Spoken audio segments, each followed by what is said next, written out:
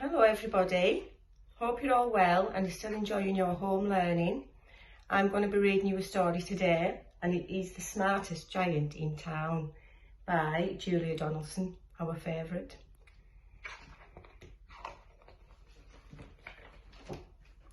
George was a giant, the scruffiest giant in town. He always wore the same pair of old brown sandals and the same old patched up gown. I wish I wasn't the scruffiest giant in town, he said sadly. But one day, George noticed a new shop.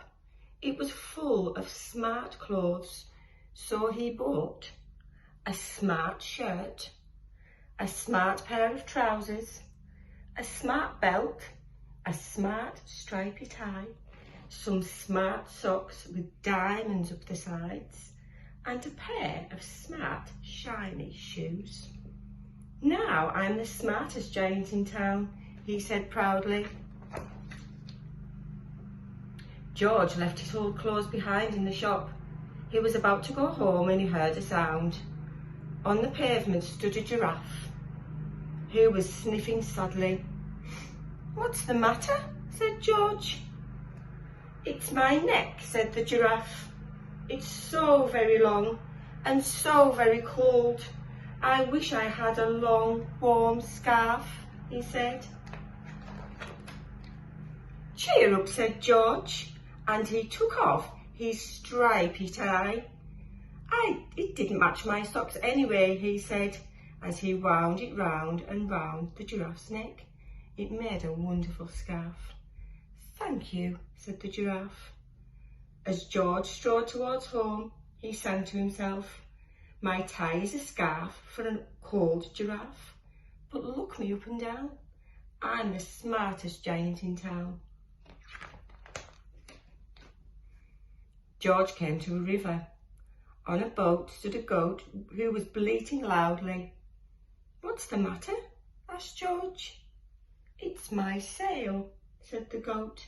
"It blew away in a storm. I wish I had a strong new sail for my boat." "Cheer up," said George, and he took off his new white shirt. "It kept coming untucked anyway," he said, as he tied it to the mast of the goat's boat. It made a magnificent sail. "Thank you," said the goat. George strode on, singing to himself, "My tie is a scarf for a cold giraffe. My shirt's on a boat as a sail for a goat. But look me up and down. I'm the smartest giant in town." George came to a tiny, ruined house. Beside the house stood a white mouse with lots of baby mice. They were all squeaking. "What's the matter?" asked George. "It's our house," squeaked the mother mouse. "It burnt down and now we have nowhere to live. I wish we had a nice new house." "Cheer up," said George, and he took off one of his shiny shoes. "It was giving me blisters anyway," he said, as the mouse and her baby scrambled inside. The shoe made a perfect home for them. "Thank you," they squeaked. George had to hop along the road now, but he didn't mind. As he hopped, he sang to himself, "My tie is a scarf for a cold giraffe. My shirt's on a boat as a sail for a goat. My shoe is a house for a little white mouse. But look me up and down. I'm the smartest giant in town." George came to a campsite. Beside a tent stood a fox who was crying. "What's the matter?" asked George. "It's my sleeping bag," said the fox. "I dropped it in a puddle. I wish I had a warm, dry sleeping bag." Poor fox. "Cheer up," said George, and he took off one of his socks with diamonds up the sides. It was tickling my toes anyway, he said, as the fox snuggled into it. It made a very fine sleeping bag.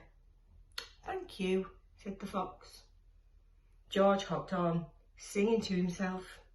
My tie is a scarf for a cold giraffe. My shirt's on a boat as a sail for a goat. My shoe is a house for a little white mouse. One of my socks is a bed for a fox. But look me up and down. I'm the smartest giant in town. George then came to a big squelchy bog.